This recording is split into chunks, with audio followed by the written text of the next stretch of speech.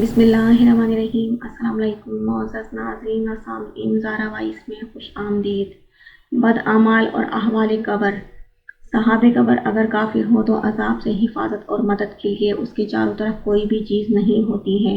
اسے فرشتوں کی طرف سے اٹھ کر بیٹھنے کا حکم دیا جاتا ہے۔ وہ انتہائی خوف اور دہشت زدہ ہو کر بیٹھ جاتا ہے۔ فرشتے اس سے پوچھتے ہیں کہ اس آدمی کے متعلق تم کیا کہتے ہو؟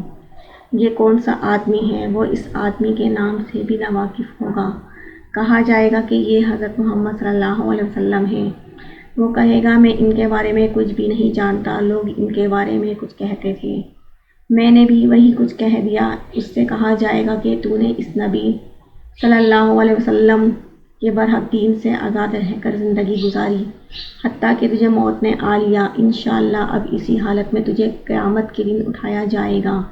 اس کے بعد جہنم کا ایک دروازہ کھولا جائے گا۔ جہنم میں طرح طرح کے عذابوں کا مشاہدہ کرا کے اسے بتایا جائے گا کہ یہ ہے تیرا ٹھکانہ۔ یہ بات سن کر وہ حسرت و رنج و الم میں ڈوب جائے گا۔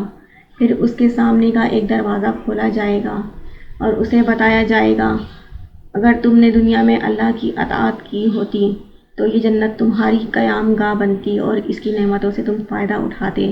یہ سن کر اس کے رنج و غم میں مزید اضافہ ہو جائے گا۔ پھر اس کی قبر اس کے لیے اتنی تنگ کر دی جائے گی، ایک طرف کی پسلیاں دوسری طرف کی پسلیوں میں مل جائیں گی۔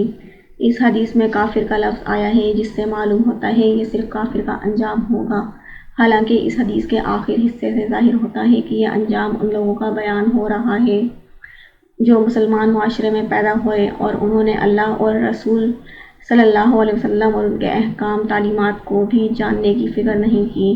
لوگ کلمہ پڑھتے تھے، یہ بھی بے سوچے سمجھے زبان سے پڑھ لیتا تھا۔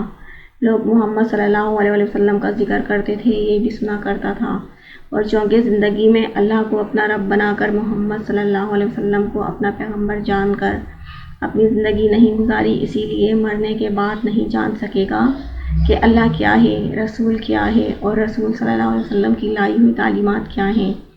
دوسری آیتوں میں منافقت کا لفظ آیا ہے۔ محدث دین کہتے ہیں کہ ایسے ہی انجام سے کافر اور منافق دوچار ہوں گے، اور یہی انجام دین سے بے پرواہ ہو کر زندگی گزارنے والوں کا بھی ہوگا، البتہ اس کی نوعیت میں فرق ہوگا۔